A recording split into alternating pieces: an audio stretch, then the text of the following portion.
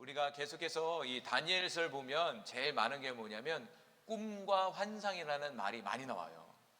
그래서 이 다니엘서는요, 이 꿈과 환상이 이 하나님의 중요한 메시지의 중요한 창구라는 사실을 우리에게 보여주고 있는 것이죠. 그래서 다니엘은 단순히 스토리가 아니라 영적 세계에 일어난 일들을 보여주고 있는 것이 다니엘서예요. 그래서 다니엘서 보면 재밌기도 해요. 왜냐하면 천사도 나오고 꿈도 나오기도 하고 신상도 나타나기도 하고 어떨 때는 큰 손이 나타나서 글씨를 써주기도 하고 우리 아이들이 보면 다니엘서가 참 흥미진진한 내용이에요. 근데 우리가 영적인 측면에서 보면 이게 사실은 사실이에요. 그런데 저와 여러분은 눈이 어두워져 있는 거예요. 승기야, 엄마 앞에 가.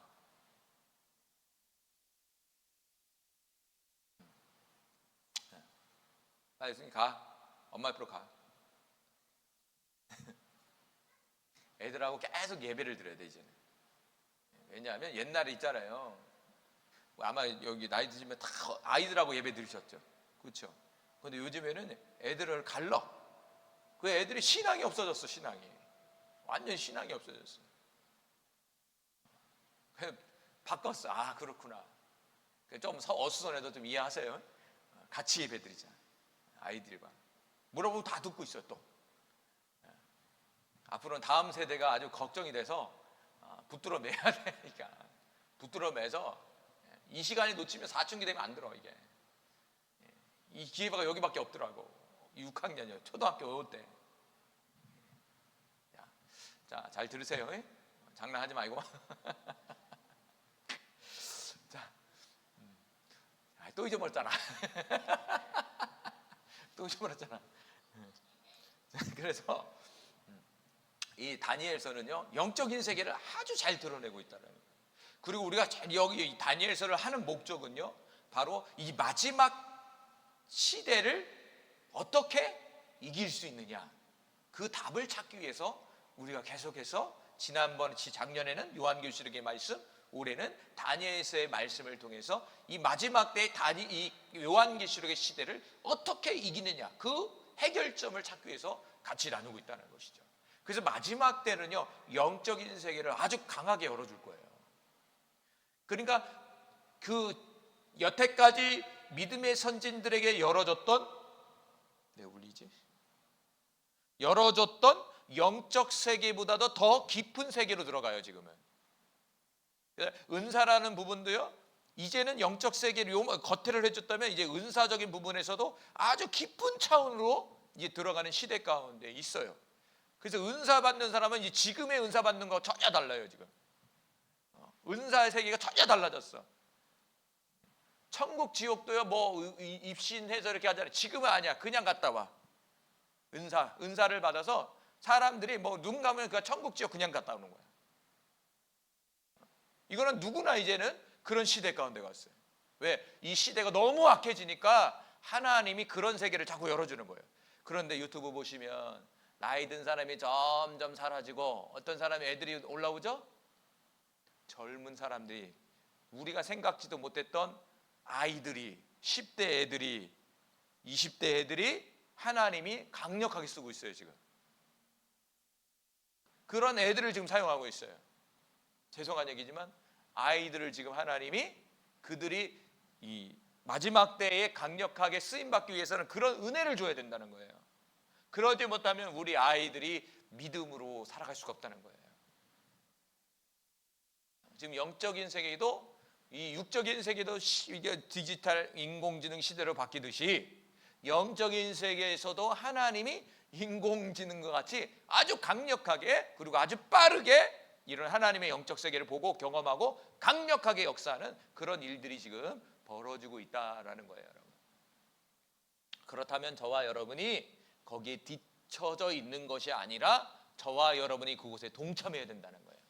유월서에 보니까 마지막 때에는 청년이고 아이고 노인이고 하나님의 성령을 부어서 영적인 세계를 완전히 열어주겠다라고 말씀해주고 있잖아요.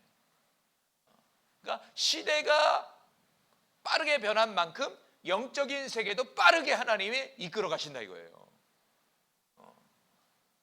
아, 그렇구나. 우리 아이들에게도 하나님이 지금 막 부어지고 있구나. 젊은 사람들에게 막 부어지면서 기존 세대가 하지 못했던 영적인 어떤 강력한 일들을 하잖아요. 생각해 보세요. 40년 동안 뭐 삼각산 기도하고 뭐 40일 금식 기도해서 막 능력 받는다고 그러잖아요. 지금 그런 시대가 아니에요. 하나님이 그냥 착 부어주는 거야. 쓰시겠다 그러면 그냥 딱 부어주는 거야. 부어주면 그냥 열어주는 거야. 열어주면 거기에 쓰임 받는 거예요, 그들이. 이제는 그냥 말로는 안 되는 거예요, 시대가. 보여줘야 된다는 거예요, 이제 직접. 경험해줘야 된다는 거예요, 이 시대가 이제. 그래서 이제 이게 보여지는 게 많아지는 거야. 막 이게 쫙쫙쫙 보여지는 거야. 막. 정말 놀라워요. 그런 은사들도 너무 많아요, 지금도. 찾아보니까 너무 많더라고. 우리가 보지 못하는 것들을 다 보고 있는 사람들이 엄청 많더라고, 지금. 그래서 이 시대가 악함으로 빨리 깨어 있어야 됩니다. 이제는 하나가 다가오는 게 아니라 7, 6마리가 저와 여러분의 인생 속에 다가와서 끊임없이 문제를 일으키고 힘들게 만든다 이거예요. 그래서 돌파해야 됩니다. 단순히 그냥 이게 아니에요. 이제는 보면서 들으면서 하나님의 인도와 그 영광을 보면서 마치 이스라엘 민족이 그 광야 속에서 구름 기둥과 불 기둥을 실제로 본 것 같이 만나와 메추라기에 실제적으로 초자연적인 것들을 경험한 것 같이 지금 시대는 초자연적인 어떤 일들이 계속 벌어지고 있다 이거예요. 그런데 특별히 우리 승현이, 승준이 세대, 우리 승희 세대가 하나님의 열어주심이 아주 강력하다 이거예요. 그래서 사인을 받은 거예요, 제가. 아, 그렇구나. 우리 아이들을 영적으로 훈련시켜야 되겠다. 그래서 지금은 뭐 10대, 20대 막 쓰잖아요. 아, 그러면 얘네 시대에는 어린아이도 쓰겠구나, 이제. 그런 생각이 딱 들어오는 거예요. 그래서 말씀과 영적인 은사를 가지고 이제는 강력하게 이렇게 양육을 해서 이들을 믿음으로 잘 자라서 다음 세대 요한계시록 시대에 이길 수 있는 자가 돼서 땅끝까지 복음을 전하는 그런 아이들로 이제 키워야 되는 사명을 준 것 같아요. 시대가 너무 악한 거예요. 그래서 이제 아이들을 사용하기 시작하는 거예요. 우리 아이들 있는 분들은 뭐 이민희 집사님, 우리 상준이를 잘 양육하세요. 이제 잘 양육하고 기도해주고 말씀으로 되도록이면 또 같이 예배드렸으면 좋겠어요. 뭐 혼란스럽든 간에 와갖고 앉아서 듣든 말든 간에 이제 어른들이 이해하셔야 돼. 어쩔 수 없어. 우리 아이들을 잘 양육해서 다음 세대를 세워야 되니까. 그러다 보면 익숙해지는 것 같아요. 자, 오늘 본문으로 들어갑니다. 자, 8번째로 4장 18절 읽어볼까요? 시작. 누부갓네살 왕이 다니엘에게 꿈의 해석을 요구하다라는 거예요. 자, 18절 읽어봅시다. 시작. 나 누부갓네살 왕이 이 꿈을 꾸었나니 너 벨드사사라 그 해석을 밝히 말하라. 내 나라 모든 지혜자가 능히 내게 그 해석을 알게 하지 못하였으나 오직 너는 능히 하리니 이는 거룩한 신들의 영이 내 안에 있음이라. 자, 누부갓네살이 꿈을 꾸고 환상을 보게 됐단 말이에요. 그래서 이거 보면서 누부갓네살 왕은 상당히 영적인 사람이구나. 예수 믿지 않지만, 하나님 믿지 않지만 영적으로 예민한 사람이 있어요. 불신자들도. 그러니까 예민하니까 뭐냐? 이런 환상과 꿈을 꾸는 거예요. 그런 상황 속에서 번민하기 시작했다는 거죠. 번민이라는 것은 여기서 번민이라고 했잖아요. 번민이라는 것은 무서워했다는 거예요. 우리말로 해석은 원어적으로 뭐냐면 떨었다는 거예요. 너무 두려웠다는 거예요. 그런 상황 속에서 누부갓네살 왕이 이 바벨론에 있는 지혜자들을 모아서 이 꿈의 해석을 요구했어요. 그런데 그 누구도 꿈을 해석하지 못했어요. 그런데 이 누부갓네살 왕에게는 비장의 카드가 있었어요. 그 비장의 카드가 누구였냐면 바로 벨드사살이라는 다니엘이라는 사람이 있었다는 거예요. 걔는 마지막 카드였던 거예요. 그래서 다니엘을 부르는 장면이에요. 그래서 다니엘에게 뭘 합니까? 내 나라 모든 지혜자가 능히 내게 그 해석을 알게 하지 못하였으나 오직 너는 능히 한다는 거예요. 그리고 하는 말이 이는 거룩한 신들의 영이 내 안에 있기 때문에 분명히 이 꿈과 환상을 해석해 줄 수 있다는 거예요. 여러분, 이런 사람이 되길 바랍니다. 할렐루야. 여러분, 이 육의 세계는 영의 세계의 움직임에서 움직이고 있다는 걸 늘 얘기했잖아요. 오직 너는 능히 해석해 줄 수 있다. 왜냐하면 너 안에 거룩한 신들의 영, 그 우리말로 해볼까요? 이 불신자니까 그렇게 얘기한 거죠. 우리말로 하면 하나님의 영으로 충만하기 때문에 너는 그것을 해석할 수 있을 거야 라고 얘기했다는 거예요. 하나님의 영인 성령으로 오늘날 충만해졌다는 거예요. 충만. 성령이 거하는 자라는 거예요. 성령이. 그렇다면 이 느부갓네살 왕은 다니엘이 지혜롭고 똑똑하고 학식이 높고 이래서 말한 겁니까? 이래서 다니엘이 그런 것들을 해석한다고 생각했을까요? 아니, 분명히 써 있잖아요. 다니엘 안에는 거룩한 신들의 영으로 충만하기 때문에 그것을 해석할 수 있다라고 얘기하잖아요. 다시 말한다면 이 본문에서 얘기해 준 것은 뭡니까? 다니엘이 지혜롭고 공부도 잘하고 학식도 높고 인품도 좋고 그래서가 아니다 이거예요. 성령에 의해서 그러진 거다. 할렐루야. 하나님의 능력이 다니엘을 사용한 거지, 다니엘이 똑똑해서 지혜로워서 그것을 해석해 줄 수 있는 것은 아니다라는 거예요. 우리의 신앙생활도 똑같은 거예요. 우리가 아무리 똑똑하고 잘나고 돈도 많고 그래도 여러분 그것은 한계가 있는 거예요. 그 이면에는 하나님이 계시다 이거예요. 하나님이. 그러니까 저와 여러분은 하나님이 쓰시는 도구다 이거예요. 여러분 그 사실을 기억해야 됩니다. 그런데 우리는 때로는 교만해져서 내가 잘나서 그렇게 된 줄 알아요. 그러면 문제가 생기는 거예요. 자, 빌립보서 4장 13절 읽어봅시다. 시작. 내게 능력 주신 자 안에서 내가 모든 것을 할 수 있느니라. 바울의 고백이요. 내게 능력 주시는 자 안에서 나는 모든 것을 할 수 있다. 이렇게 써 있어요. 그러니까 바울이 잘나서 자신이 똑똑해서 자신의 능력이 있어서 그런 것이 아니라 자신은 능력이 없다. 다만 나에게 능력을 주시는 그 하나님에 의해서 내가 일들을 감당하는 것이다. 이렇게 말해주고 있다는 거예요. 할렐루야. 이런 고백이 우리의 고백이 돼야 돼. 사실은 이게 실제예요. 우리는 그냥 껍데기야. 그분이 우리 안에 들어와서 우리를 통해서 일하시는 거예요. 하박국 3장 19절 같이 읽어봅시다. 시작. 주 여호와는 나의 힘이시라. 나의 발을 사슴과 같게 하사 나를 나의 높은 곳으로 다니게 하시리로다. 이 노래는 지휘하는 사람을 위하여 내 수금에 맞춘 것이니라. 자, 하박국 선지자가 뭐라고 찬양하고 있습니까? 하나님을. 주 여호와는 나의 힘이십니다. 그러면서 하는 말이 뭐예요? 자신의 발을 무엇과 같이 바꿨다고요? 사슴의 발과 같이 바꿨다. 여기서 은혜가 되더라고. 갑자기 눈이 번쩍 들어. 사슴의 발같이 바꾸니까 어떻게 될까요? 높은 산을 자유롭게 다니는 거예요. 비유적인 의미지만 여러분 사슴이 어디 있어요? 가끔씩 하면 보면은 절벽 같은데 높은 산에 막 얼마나 잘 올라가요.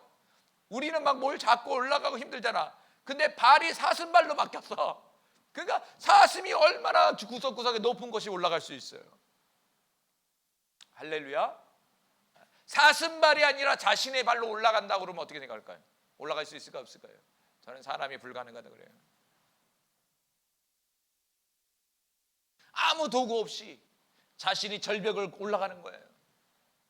그때 하나님이 짠 나타나서 사슴발로 딱 바꿔주고 거기로 올라갈 수 있도록 해준다는 거예요.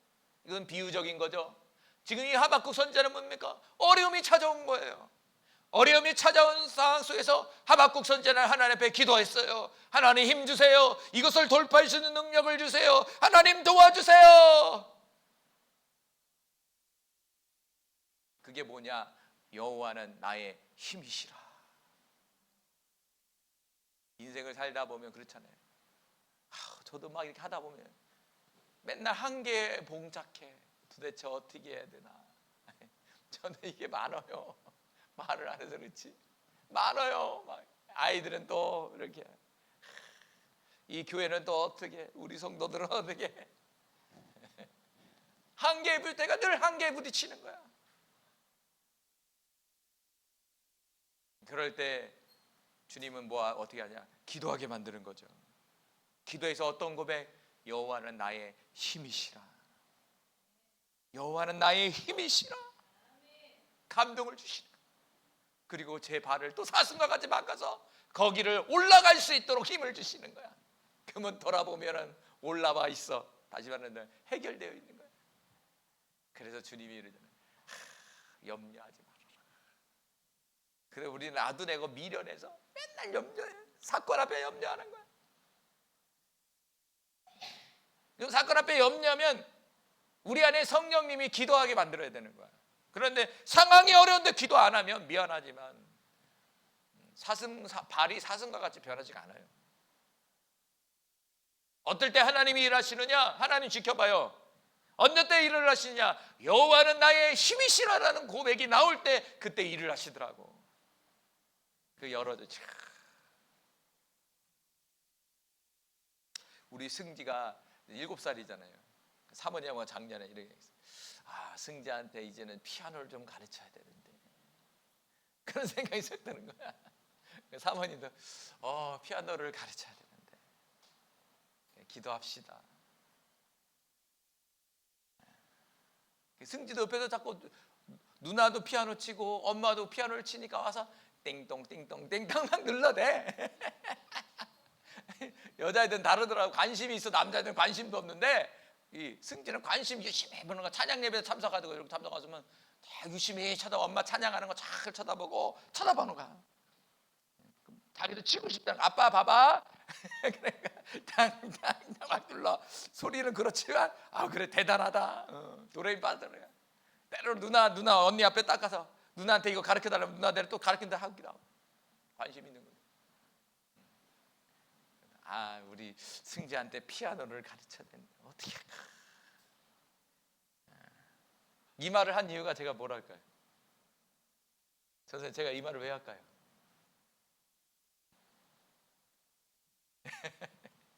그게 응답이 된 거예요.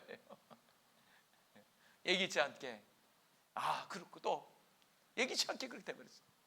이제 앞으로 이제 몇 개 이제 다음 달이나 또 배우러 가야지. 예기치 않게 또 피아노를 배울 수 있는 환경을 하나님이 쫙 열어주는 거예요. 신기하죠?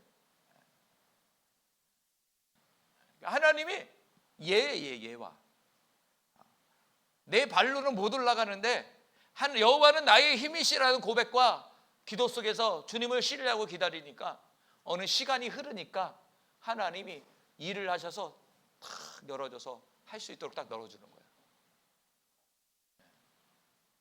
여러분 절대 우리 발로는 못 올라갑니다. 사슴발로 바뀌어야 돼요. 바뀌는 역사가 나타나길 바랍니다. 할렐루야. 자, 고린도서 12장 4절과 11절 말씀도 찾아봅시다. 시작. 은사는 여러 가지나 성령은 같고 이 모든 일은 같은 한 성령이 행하사 그 뜻대로 각 사람에게 나눠 주시는 것이니라. 아멘. 은사라는 부분을 여기 나와 있어요. 은사는 선물이에요. 그런데 은사는 누가 주느냐면 성령님이 주신다는 거예요. 한 성령께서 그 사람에 맞게 은사를 주신다는 거예요.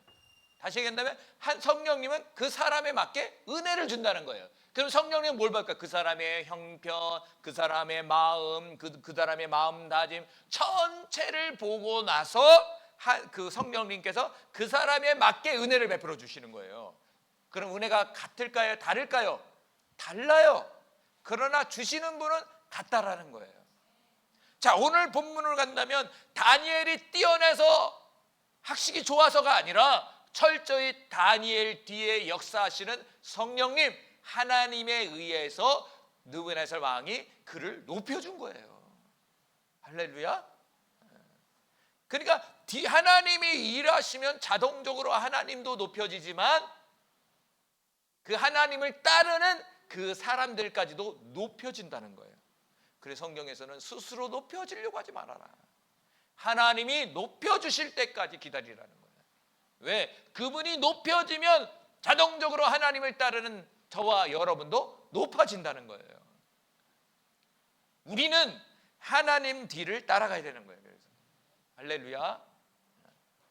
그래서 이 느부갓네살 고백은 아주 중요한 거예요. 이는 거룩한 신들의 영이 내 안에 있기 때문에 그것을 해석할 수가 있는 거야. 다니엘이 해석하는 것이 아니라 다니엘 안에 있는 성령님이 계시니까 그것을 해석해 줄 수 있다는 거죠. 할렐루야. 우리도 우리의 삶이 형통해지고 잘 되는 그 뒷배경의 힘은 어디서 나오냐? 우리 안에 계시는 성령님에 의해서 그 힘이 나오는 거예요. 얼마나 든든해요. 한번 돌아보십시오. 얼마나 우리 뒤에서 밀어주시는 분이 계시잖아요. 근데 세상은 보여지지가 않아요. 그런데 저와 여러분에게만 보여져. 그 나를 돕는 손길이 저와 여러분의 눈에만 보여지는 거야. 그럼 세상 사람들이 보르게 저와 여러분은 어떻게 볼까요? 미련하게 보이는 거야. 기도해서 되겠어? 뭐 저렇게도 뭐가 되겠어? 나중에 같이 경주하잖아요. 나중에 경주하다 보면 처음에는 그 사람들이 앞서가는 것 같지만 나중에는 하나님의 힘을 가지고 있는 사람들이 앞서가는 거예요. 그게 영적인 원리예요. 처음에는 뒤처지는 것 같지만 나중에는 잘 되는 길로 가는 거예요. 할렐루야. 그러기에 우리는 인내가 필요한 거예요. 어떤 상황 속에서 다니엘과 같이, 아니 다니엘 세 친구와 같이 그리 아니하실지라도 주님을 신뢰하면서 갈 때 심지어는 풀불에서 우리를 끄집어내는 역사까지도 경험할 수가 있는 거예요. 아홉 번째, 4장 19절과 22절 다니엘이 드디어 나무에 대한 해석을 해줘요. 그래서 하나님이 주시는 환상, 꿈은요 분명한 의미가 있어요. 그래서 여러분이 만약 기도 중에 환상을 보면 바로 물어봐야 돼요. 그리고 여러분이 영적인 꿈을 꾸게 되면 먼저 사람에게도 물어보지만 먼저 여러분이 눈을 감고 성령님 이게 무슨 뜻이에요? 물어보시기 바래요. 그분이 환상과 꿈을 줬다면 분명히 뭔가를 말하기를 원해서 줬다는 거잖아요. 수수께끼 하려고 하는 게 아니에요. 물어봐야 된다는, 물어봐야 된다. 자, 19절 봅시다. 시작. 벨드사사시라 이름한 다니엘이 한동안 놀라며 마음으로 번민한지라. 왕이 그에게 말하여 이르기를 벨드사사라 너는 이 꿈과 그 해석을 말미암아 번민하는 것이 아니라 벨드사사리라 대답하여 이르되 내 주여 그 꿈은 왕을 미워하는 자에게 응하며 그 해석은 왕의 대적에게 응하기를 원하나이다. 여기까지. 본격 19절에 보니까 다니엘이 놀랐다는 거예요. 왜 놀랐을까요? 왜 놀랐을까요? 놀라서 마음이 번민했다는 거예요. 딱 듣는 순간 어떻게 했어요? 해석이 쫙 돼버린 거예요. 아, 이건 저렇고 이건 저런 게 아니라 딱 쓰는 순간 해석이 쫙 돼버리는 거예요. 그게 놀라워요. 진짜 그래요. 딱 가면 이렇게 돼. 뭐 기도해볼게, 30일 작정 기도해볼게, 금식하고 올게, 이게 아니에요. 여기에 나와 있지 않지만 이미 다니엘에게 하나님이 메시지를 주지 않았을까라는 생각이 들어요. 이미 다 해석하고 갔어. 뭔지를 다 알고 가진 않았을까 그런 생각이 들어요. 나오진 않았지만. 왜? 딱 불러냈어. 그랬더니 한동안 마음에 번민을 했다. 여기 번민이라는 말도 똑같아요. 뭐냐면 히브리어로, 아랍어로 베할이라는 말이에요. 베할이라는 말은 이 4장이 나오는 이 느부갓네살 왕이 꿈을 꾸고 나서 번민했다는 말과 똑같아요. 무서워 떨었다는 말과. 그러니까 다니엘이 그거를 해석하기 이전에 앞서서 그것을 봤죠. 해석이 됐잖아요. 벌벌 무서웠다는 거죠. 다니엘도 무서웠다는 거예요. 때로는 그런 경우가 있어요. 하나님 영적 세계를 보여줄 때 무서운 게 있어요. 무서운 게. 떤 거예요. 그럼 이것은 무섭고 떨리고 이것은 좋은 거예요? 나쁜 거예요? 이게 지금 이게 심란함을 넘어서 두려운 거예요. 두려운 거예요. 벌벌벌 떠는 거예요. 이게 지금 영적으로. 떨리면 막 몸이 떨리겠죠. 몸이 떨리니까 왕이 캐치한 거예요. 뭐랍니까? 떨지 마. 다니엘 떨지 마. 있는 그대로 얘기해줘. 왕의 성품이 참 좋은 것 같아. 이 느부갓네살 왕이 거기서 딱 그렇게 있는 그대로 얘기해달라고 딱 얘기하잖아요. 떨지 말아라. 번민하지 말아라.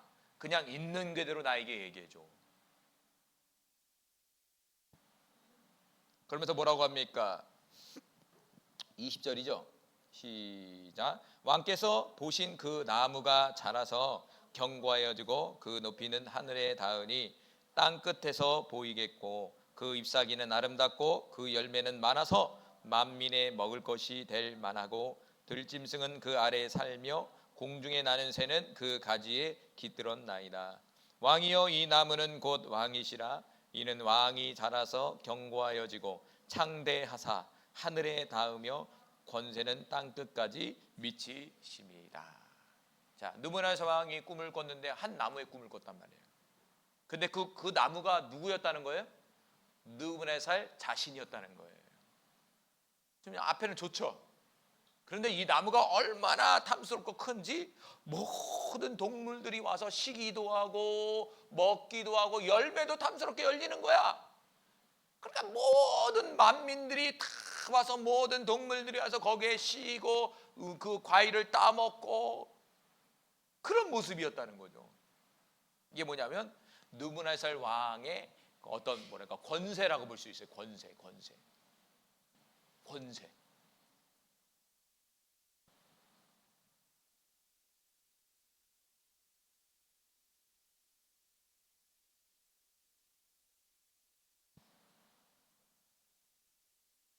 그러니까 여기서 보면은 이 나무가 모든 만민에게 평안을 주잖아요. 그렇죠? 모든 만민에게 모든 쉴 것과 모든 먹을 것을 공급해 주잖아요. 그러니까 지금 느부갓네살 왕의 역할은 어떤 역할일까요? 역할은 전 세계를 평안하게 만들어 주는 거예요.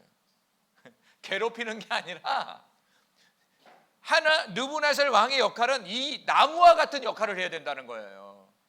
이 나무의 역할이 뭡니까? 만민에게 먹을 것을 주고 모든 것들에게 쉼을 줄 수 있는 그런 역할을 해야 된다는 거예요. 그런 역할을 하라고 하나님께서 권세를 줬다는 얘기예요. 그래서 시편 2편 10절과 11절에 보면 이렇게 써 있어요. 같이 읽어봅시다. 시작. 그런즉 군왕들아 너희는 지혜를 얻으며 세상의 재판관들아 너희는 교훈을 받을지어다. 여호와를 경외함으로 섬기고 떨며 즐거워할지어다. 자, 시편 2편 10절에 보니까 군왕들 왕들아 너는 지혜를 얻어라. 그러면서 그 지혜가 어디로부터 오는 겁니까? 여호와를 경외함으로 섬기고 떨며 즐거워하라. 그러니까 하나님을 섬김을 통해서 그 지혜가 온다라는 거예요. 그러니까 이 느부갓네살 왕은 뭘 해야 된다는 거예요, 지금? 이런 존재가 되기 위해서는 어떻게 해야 된다는 거예요? 하나님을 경외하고 섬겨야 된다는 거예요. 땅의 중앙에 큰 나무가 되는 거예요. 우주의 중심이잖아요. 땅의 중심이잖아요. 중심이 돼서 그들에게 먹을 것을 공급하고 그들에게 평안을 공급해주고 그들에게 안식을 주고 그들에게 평안을 줘야 될 사명이 누구에게냐면 느부갓네살 왕에게 있다는 거예요. 이것은 느부갓네살 왕뿐만 아니라 성경에 보니까 한 나라를 통치하는 왕이 그래야 된다는 거예요. 더 나아가 우리 가정의 가장이 믿음의 사람들이 그런 영향력을 끼쳐야 된다는 거예요. 그래서 성경은 뭐냐면 임금과 높은 자리에 있는 사람들을 위해서 기도하라는 거예요. 읽어봅시다. 디모데전서 2장 1절과 2절 시작. 그러므로 내가 첫째로 권하노니 모든 사람을 위하여 간구와 기도와 도구와 감사를 하되 임금들과 높은 지위에 있는 모든 사람을 위하여 하라. 이는 우리가 모든 경건함과 단정함으로 고요하고 평안한 생활을 하려 함이라. 성경은 분명하게 임금들과 높은 지위에 있는 사람들을 위해서 기도해야 된다는 거예요. 왜?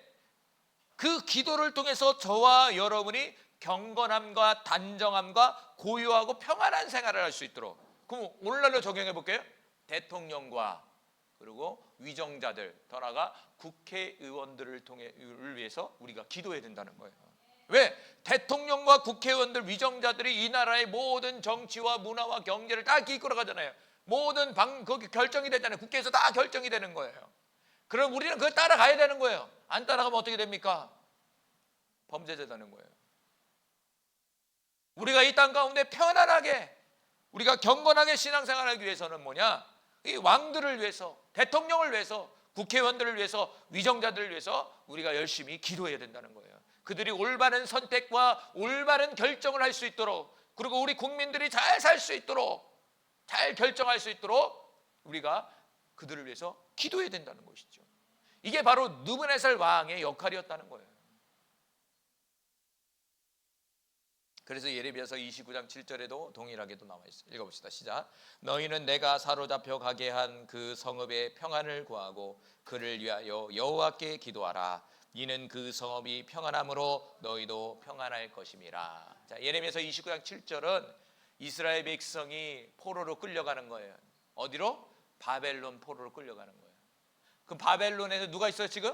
그를 위해서 기도하라고 했죠. 그는 누구냐면 느부갓네살 왕을 얘기하는 거예요. 여기서 분명하게 그는 누구냐면 느부갓네살 왕을 얘기하는 거예요.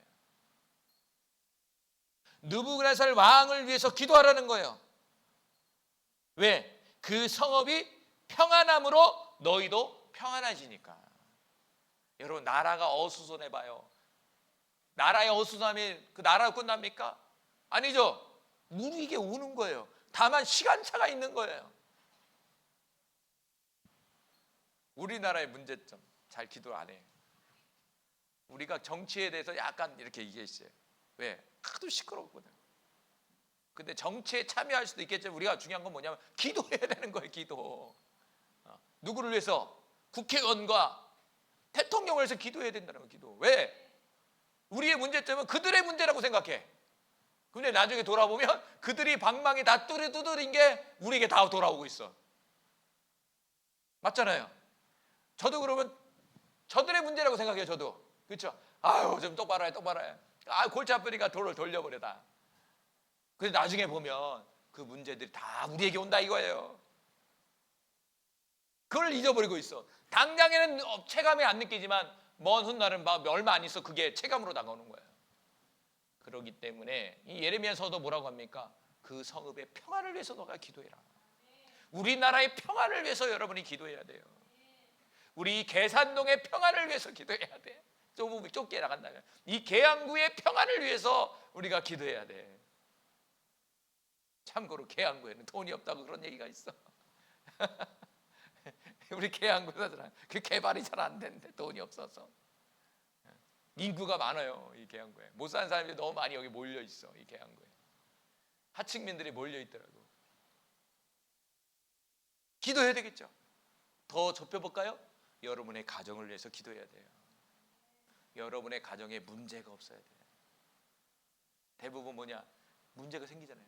이 국가적인 문제보다도 제일 쉽게 와닿는 게 뭡니까? 내 가정 속에서 문제잖아요. 자녀가 아프든지 내 사업이 잘 안 되든지 뭔가 물질이 막히든지 뭐 사기를 당하든지 이게 다 어떤 개인 가정 속에서 이루어지는 거잖아요. 그러게 저와 여러분이 우리 자녀들을 위해서, 우리 남편을 위해서, 우리 부인을 위해서, 우리 자녀들을 위해서 여러분이 중보기도 해야 된다는 거예요. 중보기도. 평안이 임하도록, 여호와 샬롬이 임하도록. 그럼 진짜 임해요. 요즘엔 평안해. 평안. 자, 10번째로 마지막 10번째로 같이 읽어봅시다. 시작. 다니엘의 거룩한 순찰자에 대한 해석과 회개입니다. 자, 이제 앞에는 나무에 대한 해석이에요. 근데 나무가 끝나고 나서 뭐 환상 속에서 뭐가 나면 거룩한 순찰자가 나타나요. 읽어봅시다. 23절 시작. 왕이 보신즉 한 순찰자 한 거룩한 자가 하늘에서 내려와서 이르기를 그 나무를 베어 없애라. 자, 나무는 누구였죠? 왕이었잖아요. 근데 베어버리라는 거예요. 읽어봅시다. 그러나 그 뿌리의 구루터기는 땅에 남겨두고 새와 노줄로 동이고 그것을 뜰불 가운데로 두라. 그것이 하늘 이슬에 젖고 또 들짐승과 더불어 제 몫을 얻으며 7대를 지내리라 하였나이다. 여기 보세요. 나무를 베라고 했어요. 베죠. 그런데 구루터기는 남겨두라는 거예요. 그럼 이 구루터기는요, 나무가 나중에 잘라내잖아요. 나무가 특징이 뭐예요? 잘라도 물을 잘 주면 자라요. 그러면 죽지 않은 거예요. 죽이진 않은 거예요. 나무를 죽이는 방법은 뭘까요? 뿌리를 뽑아버리면 돼요. 그런데 거룩한 순찰자는 뿌리는 뽑지 말고 남겨두라는 거예요. 그리고 나서 잘라버리고 그 나무를 새와 노줄과 동으로 꽁꽁 묶으라는 거예요. 이 나무는 누구예요 지금? 느부갓네살 왕이에요. 잘랐다는 건 뭡니까? 왕위에서 폐해된 거예요. 폐해된 거예요. 잘랐다는 것은 자신의 권세가 떨어졌다는 거예요. 그 다시 말해서 왕의 자리에서 쫓겨났다는 거예요. 그리고 나서 어떻게냐? 묶였다는 건 뭐예요? 갇히게 됐다는 거예요. 갇히게 됐다는 거예요. 뭔지는 모르지만 갇히게 됐다는 거예요. 그러면서 뭐 어떻게 됐습니까? 들풀 가운데 두라. 그리고 그것들이 하늘 이슬에 젖고 또 들짐승과 더불어 제 몫을 얻으며 7대를 지내리라. 이거 보세요. 들짐승. 짐승이 나오죠. 다시 말한다면 이 느부갓네살 왕이 7대는 7년이에요. 7년 동안 짐승같이 산다는 거예요. 왕권에서 내려와서 7년 동안 묶여서 7년 동안 짐승같이 산다는 거예요. 짐승같이. 짐승은 사람과 다른 점이 뭡니까? 짐승과 사람과의 다른 점. 뭐가 있어? 그래. 아유, 정답이야. 이성이 없는 거야. 이성이. 똑똑하네. 이성이 없는 거예요. 동물은 뭐냐? 본능적으로 사는 거예요. 그래서 이것을 정신 이상이라고 얘기해요. 정신 이상. 갑자기 정신 이상이 찾아온 거예요. 자, 25절, 24절. 왕이여 그 해석은 이러하나이다. 이게 중요해요. 곧 지극히 높으신 이가 명령하신 것이 내 주 왕에게 미칠 것이라. 이것은 누구에게 미치는 예언이에요? 느부갓네살 왕에게 미치는 영향이에요. 25절. 왕이 사람에게서 쫓겨나서 들짐승과 함께 살며 소처럼 풀을 먹으며 하늘 이슬에 젖을 것이요 이와 같이 7대를 지낼 것이라. 그때 지극히 높으신 이가 하늘 사람의 나라를 다스리시며 자기의 뜻대로 그것을 누구에든지 주시는 줄 아시리이다. 보세요. 그렇게 한 이유가 뭐죠? 이 세상 나라는 느부갓네살 왕 네 자신이 지배하는 것이 아니라 하나님에 의해서 지배되는 거야. 그리고 하나님이 너를 세운 거야. 이걸 가르쳐 주시기 위해서 그렇게 했다는 거예요. 26절. 또 그들이 그 뿌리에 구루터기를 남겨두라 하였은즉 하나님이 다스리는 줄 왕이 깨달은 후에야 왕의 나라가 견고하리이다. 언제 이것이 벗어난다고요? 그 사실을 깨달을 때. 지금 느부갓네살 왕은 인생의 위기가 찾아온 거예요. 인생의 위기 속에서 우리가 해야 될 일은 뭐냐면 그 의미를 깨달아야 돼요. 할렐루야. 더 쉽게, 지금 현재 내가 겪고 있는 그 어려움은 왜 찾아왔느냐, 이 어려움 속에서 하나님이 지금 나에게 무엇을 얘기했느냐, 그걸 찾아야 되는 거예요. 지금 여러분 뭔가 어려움 겪고 있죠? 미안하지만 그것은 뭔가 하나님 우리가 잘못된 길을 가고 있을 수도 있어요. 뭔가 잘못 판단했다는 거예요. 그럼 뭐냐? 깨달으라는 거예요. 어떤 깨달음? 똑같아요. 나의 인생도 하나님이 주인이어서 하나님이 나를 이끌어간다는 사실을 인정해야 된다는 거예요. 그런데 저와 여러분이 그걸 깨닫지 못하면 내 자유의지를 가지고 내 마음대로 가는 거야. 마치 아담과 하가 선악과를 따먹듯이. 하나님은 왼쪽으로 가야 되는데 나는 왜 오른쪽으로 가는 거야. 근데 하나님은 그걸 놔둔다 이거예요. 인격적으로 보기 때문에 그렇죠. 그렇지만 하나님은 사랑이기 때문에 징계를 하는 거예요. 징계가 뭐냐면 7년 동안 정신 이상자로 사는 거예요. 누가? 느부갓네살 왕이. 그래서 구루터기까지 남겨놓은 거예요. 마지막까지 깨닫지 못한다면 어떻게 될까요? 그 인생은 7년 후에 인생은 끝났어요. 거의 끝났어요. 깨닫지 못하면 인생은 끝나는 거예요. 기회를 준 거예요. 그러면서 27절에 뭐라고 합니까? 방법을 가르쳐 주는 거예요. 하나님은 항상 우리에게 경고하잖아요. 경고를 하면요 그냥 확 이루는 게 아니에요. 그 심판과 그 징계에서 벗어날 수 있는 길을 줘요. 길을. 자, 27절 아주 중요해요. 읽어봅시다. 시작. 그런즉 왕이여 내가 아뢰는 것을 받으시고 공의를 행함으로 죄를 사하고 가난한 자를 궁일이 여김으로 죄악을 사하소서. 그리하시면 왕의 평안이 혹시 장구하리이다.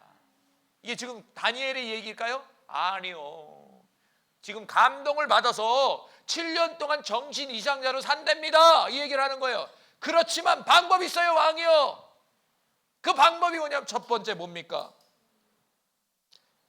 공의를 행하라는 거예요. 공의를 회함으로 뭘 사하라고요? 죄를 사하래요. 자, 가난한 자를 궁일이 여김으로 죄를 사하래요. 다시 말한다면 이 결과, 지금 느헤미야의 상황은 하나님 앞에 뭘 졌다는 거예요? 죄 졌다는 얘기예요. 죄 졌다는 거예요. 다른 이유 없어요. 다 그래요. 우리도 다 그래. 저도 요즘에 회개기도를 막 하잖아요. 회개된 이유가 삶이 안 열려지고 막혀지고 사역이 잘 안 되는 이유가 뭐냐면 죄의 담이 막혀서 그렇다. 죄의 담이. 죄의 담을 허니까 초자연적인 일이 벌어지는 거예요. 죄의 담이 흘리니까 그동안 막혔던 하나님의 축복이 흘러 들어오는 거예요. 그 해결점이 열려지는 거예요. 해결점이. 방법을 가르쳐 준 거예요. 공의를 행함으로 죄를 사하십시오. 그렇다면 뭐 한 거예요? 공의대로 이 나라를 통치하지 않았다는 거예요. 누구 마음대로? 지 마음대로. 느헤미야 왕 마음대로. 내가 왕, 내가 신인데 내 마음대로지 뭐. 공의는 없어. 내 감정대로, 내 뜻대로 막 통치해버리는 거야. 쟤 죽여버려! 그럼 죽이는 거야. 쟤 살려! 그럼 살리는 거야. 살인자도 살리는 거야. 막 내키는 대로 해. 기분 나빠 막 죽이는 거야, 사람들. 바른 말 했어? 나한테 안 갖다 줬어? 너 나 싫어하지? 죽어. 바로 죽여버리는 거예요. 두 번째 뭡니까? 가난한 자를 궁일이 여기지 않았다. 왕의 역할이 뭡니까? 국민들이 못 살면, 백성들이 힘들면 그들이 잘 살 수 있도록 만들어줘야 될 거 아니에요. 때로는 배고픈 사람들이 있으면 그들을 어떻게 하든지 도와서 먹을 수 있도록 해줘야 될 거 아니야. 근데 느헤미야 왕은 혼자 배부른 거예요. 혼자만 떵떵거리는 거야. 마치 누구와 같이 저 북녘 땅에 있는 그 뚱뚱한 사람. 뚱뚱한 사람. 이번에 오늘 봤더니 수제에 나갔고 아이들을 뭘 주는데 뭘 나눠줘. 보여주는 거죠. 시계가 뭔지 아세요? 롤렉스 시계 타고 있어요. 나와 있는 배경사람은 다 못 먹어갖고 훌쩍 말라 있어. 유일하게 이만해. 그럼 그 뭐죠? 부은 거야 이렇게 얘기했지. 너무 열심히 하다 보니까 부은 거야 이렇게 얘기했지만. 할렐루야. 그게 왕입니까? 느헤미야 왕이 그랬다 이거예요. 딱 두 가지를 딱 집은 거예요. 공의를 가지고 정치하십시오. 쉽게 얘기해서. 그리고 백성들을 바라보십시오. 특별히 못 살고 힘든 가난한 사람들을 바라보십시오. 그 얘기를 한 거예요. 그게 왕의 역할이에요. 그래서 나라는 공의대로 굴러가야 돼요. 공의가 무너지면 나라는 무너지는 거예요. 법대로. 법이 되어서 그 법대로 움직여지고 뭔가 움직여야 돼. 법이 다 무너져 버리면 그 나라는 무질서하게 돼버리는 거예요. 그러면 권력만 갖고 있는 사람이 힘을 가지고 때려잡기 시작하는 거예요.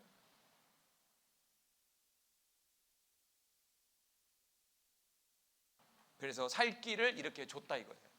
근데 다음 시간에 하지만 느헤미야 왕이요 회개하지 않아요. 결국에는 7년 동안 짐승같이 살면서 그걸 깨닫게 돼. 그런 일이 없기를 저와 여러분이 간절히 소망합니다. 기도합니다.